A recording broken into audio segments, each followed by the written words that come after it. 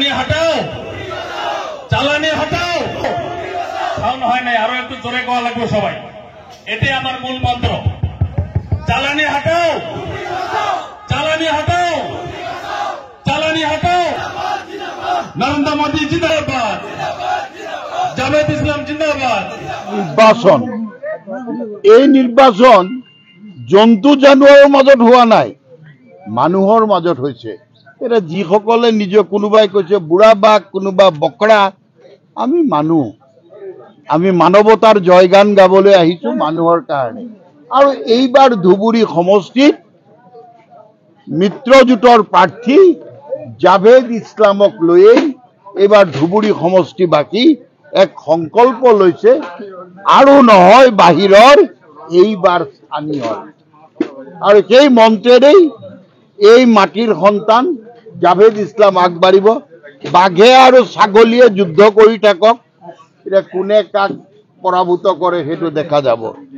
আমি কিন্তু মানুহৰ মাজত আছো, আৰু মানুহৰ সমস্যা সমাধান কৰিবৰ কাৰণে দেশত তৃতীয়বাৰৰ কাৰণে NDAৰ চৰকাৰ হ'ব। নৰেন্দ্ৰ মোদী ডাঙৰীয়া পুনৰবাৰ প্ৰধানমন্ত্ৰী হ'ব, আৰু 400খন আসন লৈ নৰেন্দ্ৰ মোদী ডাঙৰীয়াৰ তৃতীয়বাৰৰ এই অভিযানত আমি ধুবুৰী সমষ্টিও অংশীদাৰ হ'ব লাগিব। আৰু সেই সংকল্প লৈ আহিছোঁ, কাৰণ এতিয়া প্ৰশ্ন বিকাশৰ আৰু উন্নয়নৰ।